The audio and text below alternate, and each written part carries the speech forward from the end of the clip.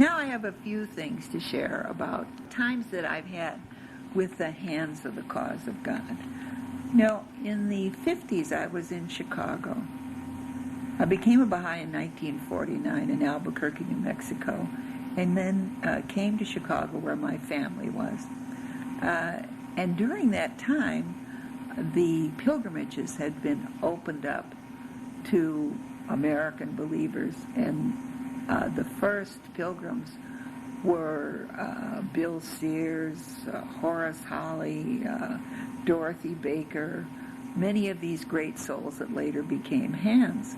And so they would come back to Chicago and they would read their pilgrim's notes. And of course it was just wonderful to hear to share these moments with these magnificent souls. But during that time,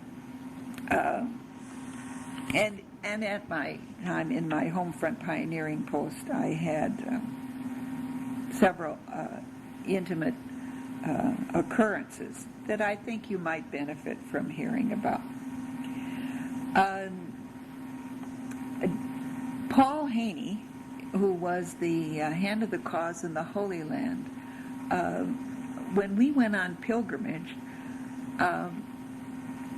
I had been preparing for pilgrimage. Now, I had heard that if you prayed for a particular attribute, that this was something you should do. You should focus and you should beseech God so that you would acquire the attribute of detachment, patience, or something like this. And so in my ponderings, I couldn't come up with an attribute. I just couldn't. It seemed like I needed them all.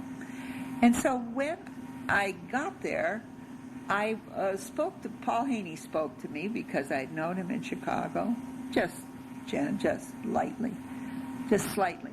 And I said, I can't think of a particular attribute. And he said, oh, Nancy, he said, this is a time for emptying yourself. Just empty yourself. And he said, this is your true home.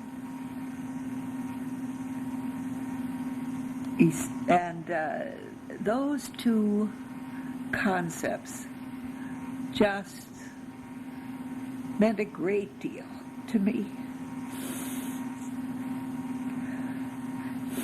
And I think we all should realize, especially Americans who are so detached from their families and such mobile individuals, that when you're in the Holy Land, that this is your true home.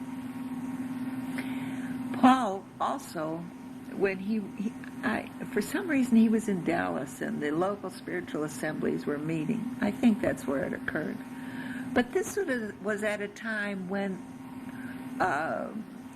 most all of us just had a quorum for our local spiritual assemblies, and something had come out and we were deepening, and the idea of number 9 was so prevalent. Everyone tried to get 9 to your assembly because this would allow you the power of the Holy Spirit. There would be greater confirmations.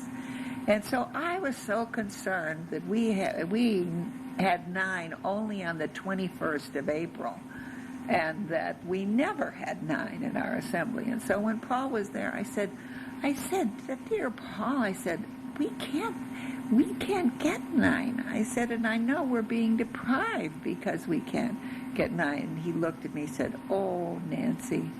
He said, I always thought it was easier to have unity when you had 5 present. And once again, a great guilt and shame was lifted off my shoulders by one of these great souls.